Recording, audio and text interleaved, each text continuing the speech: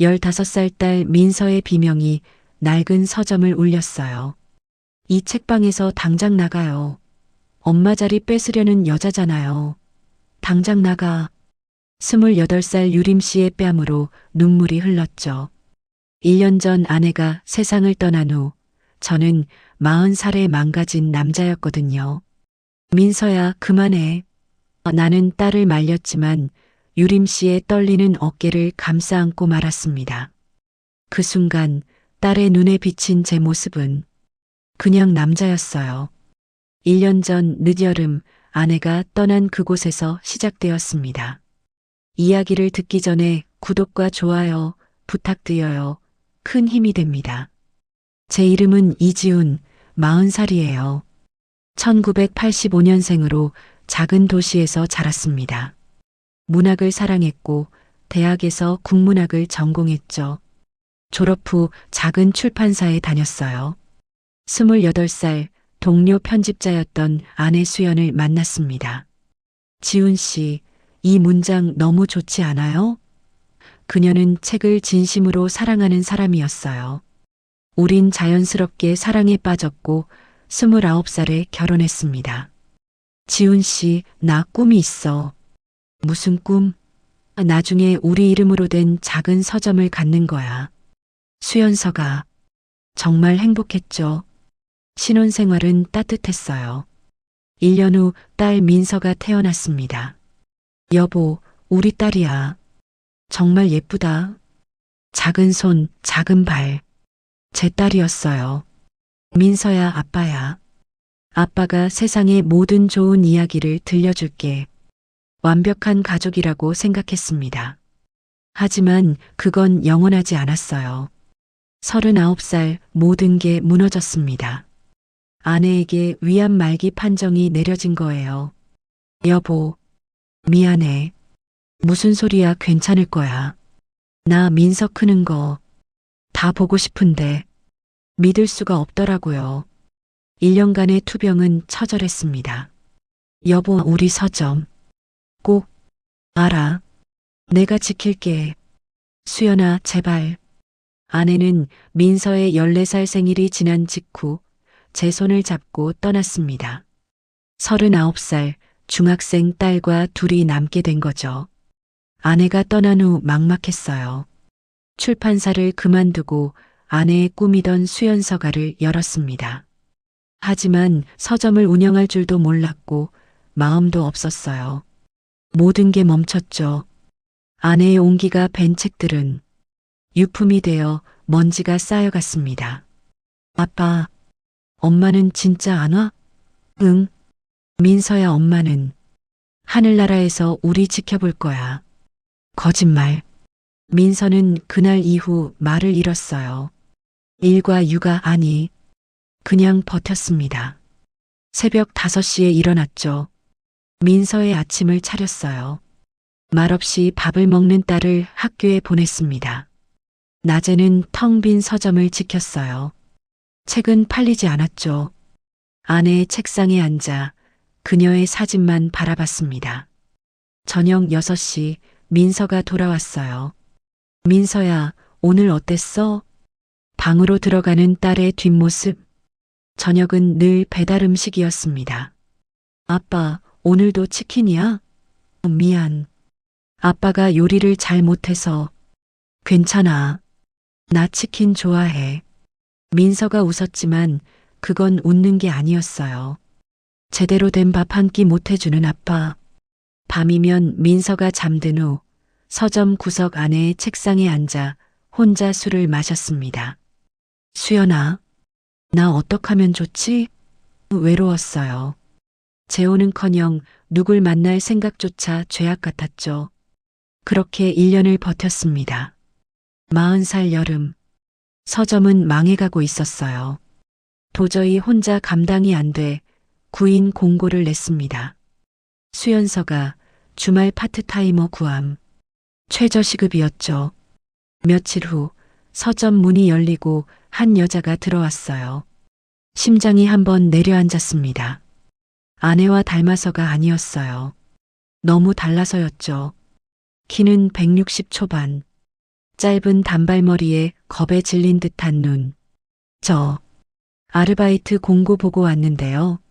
목소리가 작고 떨렸어요. 안녕하세요. 이지훈입니다. 김유림입니다. 잘 부탁드립니다. 이력서를 받았습니다. 28살. 저보다 12살 어렸어요.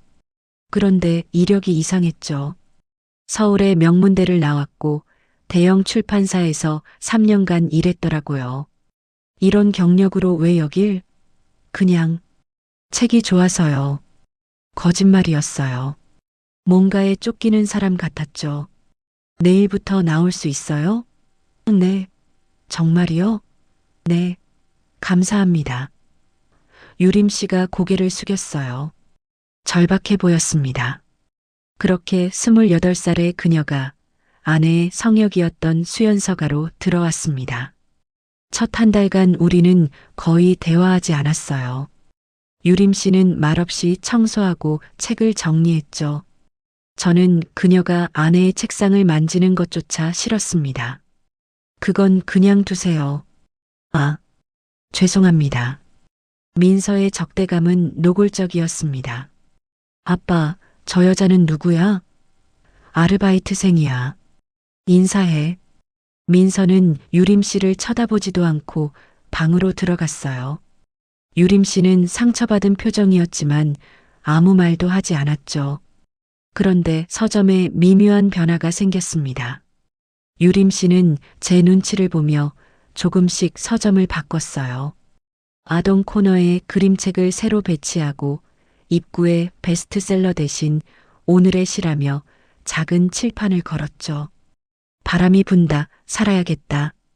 유림 씨, 이건 죄송해요. 그냥 이 시집이 오늘 날씨랑 어울려서 당장 치울게요. 아니요. 그냥 둬요. 이상하게도 그날 그 시집이 3권이나 팔렸습니다.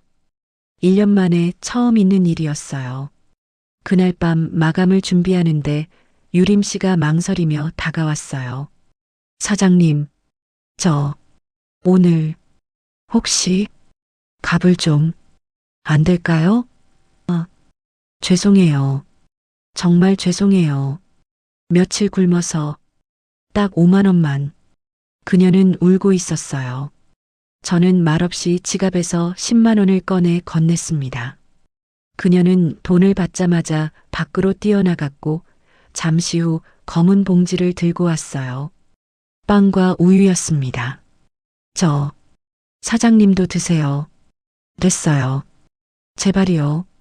그냥 받기만 하면. 너무 비참해서 그녀가 내민 우유를 받아들었습니다.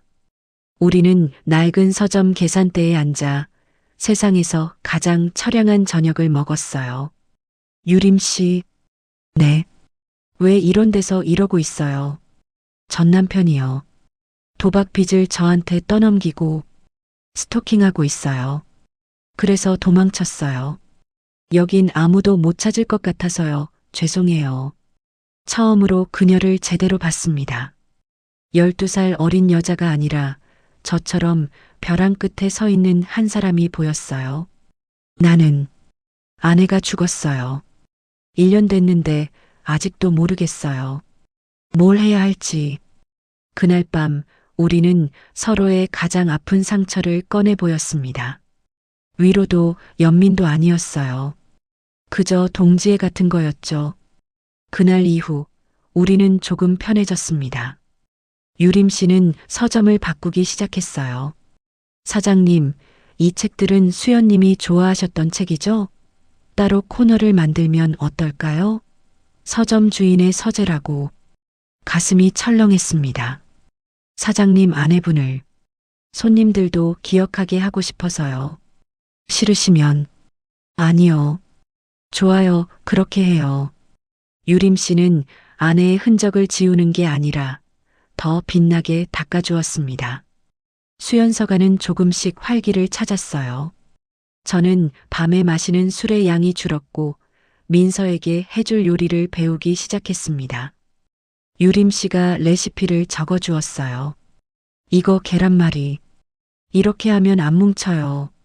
고마워요. 우리는 웃었습니다. 1년 만에 처음으로 서점에서 웃음소리가 났어요. 하지만 그 모습을 민서가 보고 말았습니다. 아빠, 지금 웃었어? 민서야, 엄마 죽었는데 저 여자랑 웃음이 나와? 그런 거 아니야. 아, 더러워. 아빠가 어떻게 이래. 엄마가 불쌍해. 민서가 울부짖으며 서점을 뛰쳐나갔습니다. 민서야, 이민서. 그날 밤 민서는 집에 들어오지 않았어요. 비가 쏟아지기 시작했습니다. 심장이 철렁했죠. 사장님, 유림 씨도 빗속으로 뛰쳐나갔습니다. 우리는 미친 듯이 민서를 찾아다녔어요. 민서야, 제발. 새벽 2시 유림 씨에게서 전화가 왔어요. 사장님 찾았어요. 학교 운동장 구석에요. 달려갔습니다. 유림 씨가 흠뻑 젖은 채 자기 옷을 벗어 민서에게 덮어주고 있었어요. 민서는 울다 지쳐 탈진한 상태였죠. 너도 엄마처럼 나버릴 거지. 아니, 안 버려. 거짓말. 다들 나만 버려. 안 버려. 나도 버림받아 봤거든. 알아, 그 기분. 그러니까 일어나자. 아빠가 지금 죽을 것 같아. 유림 씨가 민서를 업었습니다. 28살의 가녀린 몸이 휘청거렸어요. 그 자리에 서서 아무것도 할 수 없었습니다. 아내를 잃은 후 저는 딸을 한 번도 제대로 안아주지 못했거든요. 그런데 저 여자가 제 딸을 업고 있었습니다. 서점으로 돌아와 민서를 방에 눕혔어요. 유림 씨는 온몸이 젖어 덜덜 떨고 있었습니다. 유림 씨, 고마워요. 정말 고마워요. 아니에요. 민서, 마음이 아픈 아이예요. 나는 좋은 아빠가 아닌가 봐요. 아니에요, 사장님은 그냥 너무 그리워하고 계신 거예요. 유림 씨가 저를 바라봤습니다. 그 눈에 비친 제 모습이 너무 초라했어요. 나, 수연이 없이는 아무것도 못하겠어요. 눈물이 터졌습니다. 40살의 남자가 28살의 여자 앞에서 아이처럼 울었어요. 유림 씨는 말없이 제 옆에 앉아 제 등을 토닥였습니다. 괜찮아요. 울어도 돼요, 사장님. 그 따뜻한 손길에 저는 유림 씨를 바라봤습니다. 젖은 티셔츠 너머로 그녀의 몸이 보였죠. 안 돼. 이지훈, 정신 차려. 여긴 수연이의 서점이야. 하지만 1년간 억눌렸던 외로움이 죄책감을 이겼습니다. 제가 먼저 유림 씨의 뺨에 손을 댔어요. 사장님 안 돼요. 미안해요. 그냥 너무 따뜻해서. 입을 맞췄습니다. 차갑고 망설임 가득하고 죄책감 섞인 키스였어요. 유림 씨는 저를 밀어내지 않았습니다. 함께 울었어요. 사장님, 우린 안 돼요. 알아요. 미안해요. 하지만 멈출 수 없었습니다. 유림 씨, 저는 그녀를 안았어요. 부드럽고 따뜻했습니다. 사장님, 정말 괜찮아요? 저, 무서워요. 괜찮아. 내가 당신을 원해. 아내의 책상 앞에서 저는 유림 씨의 젖은 티셔츠를 벗겼습니다. 28살의 하얀 피부가 드러났죠. 예뻐요, 유림 씨. 부끄러워요, 불. 아니, 보고 싶어. 가슴을 쓰다듬었어요. 부드러웠죠. 저도 옷을 벗었습니다. 40살의 슬픔에 지친 몸이었어요. 사장님, 유림 씨가 제 가슴을 만졌습니다. 우리는 서점 바닥에 쓰러지듯 누웠어요. 아내의 사진이 우리를 지켜보고 있었습니다. 유림 씨, 할게요. 네. 천천히 하나가 되었습니다. 1년 만이었어요. 아내가 떠난 후 처음이었죠. 유림 씨, 정말 좋아요. 나도. 나도 좋아요. 지훈 씨. 처음으로 그녀가 제 이름을 불렀습니다. 천천히 움직였어요. 유림 씨가 제 등을 긁었죠. 죄책감과 쾌감이 동시에 밀려왔습니다. 수연아, 미안해. 더, 지훈 씨, 강하게 움직였습니다. 낡은 책장이 삐걱거렸어요. 갈 것 같아. 저도요. 같이, 함께 절정에 이르렀습니다. 저는 유림 씨 위에서 모두 쏟아냈어요. 한참을 그렇게 있었습니다. 숨이 찼죠. 유림 씨, 사랑해요. 나도 사랑해요. 지훈 씨, 새벽이 밝아오고 있었습니다. 우리는 아내의 서점에서 용서받지 못할 짓을 저질렀습니다. 그날 이후 우리는 연인이 되었어요. 하지만 민서의 눈을 피해야 했습니다. 유림아, 오늘 끝나고 시간 돼? 응, 돼. 우리는 서점 마감 후 근처 모텔로 갔어요. 죄책감을 잊으려는 듯 격렬하게 서로를 탐했습니다. 지훈 씨, 빨리. 유림아, 오늘은 내가 먼저. 다리를 벌렸죠. 입으로 내려갔습니다. 지훈 씨, 거기. 좋아? 응, 너무 좋아. 유림이가 절정에 이르렀어요. 이제 들어갈게요. 응, 빨리. 우리는 서로의 몸에서 위로를 찾았습니다. 하지만 모텔을 나설 때마다 비참했어요. 그러던 어느 날 서점으로 험악한 남자가 들이닥쳤습니다. 유림 씨의 전 남편이었어요. 김유림, 너 여기 숨어 있었어. 돈 내놔. 그가 유림 씨의 머리채를 잡았습니다. 사장님, 도망가요. 이 손 놔. 제가 그를 막아섰습니다. 넌 뭔데 끼어들어. 이 여자 빚진 거 몰라? 내가 갚을게. 그러니까 내 서점에서 내 사람한테서 손 떼. 뭐? 내 사람? 남자가 비웃었습니다. 그때였어요. 아빠, 민서였습니다. 학교에서 돌아오던 길이었어요. 모든 것을 본 것입니다. 유림 씨의 전 남편, 그리고 유림 씨를 내 사람이라 부르는 저. 지금 뭐 하는 거야? 그때였어요. 민서는 전 남편이 아니라 유림 씨를 향해 소리쳤습니다. 이 책방에서 당장 나가요. 엄마 자리 뺏으려는 여자잖아요. 당장 나가. 유림 씨가 주저앉아 울었어요. 민서야. 그게. 저는 딸을 말렸지만 유림 씨의 어깨를 감싸 안았습니다. 민서야, 들어. 아빠, 유림 씨 좋아해. 민서는 충격받은 얼굴로 서점을 뛰쳐나갔습니다. 전 남편은 낄낄거리며 서점을 나갔어요. 재밌는 집안이네. 서점에 둘만 남았습니다. 이제 끝났어요. 난 떠나야 돼요. 가지 마요. 민서한테 상처 줬어요. 사모님한테도. 죄송해요. 유림 씨. 저는 유림 씨를 붙잡았습니다. 가지 마. 제발. 당신마저 가면 나 다시 못 버텨. 지훈 씨. 민서는 내가 설득할게. 제발 내 옆에 있어줘. 우리는 엉망이 된 서점에서 서로를 부둥켜 안고 울었습니다. 며칠 후 민서를 서점으로 불렀어요. 유림 씨도 함께였습니다. 민서야, 아빠가 할 말이 있어.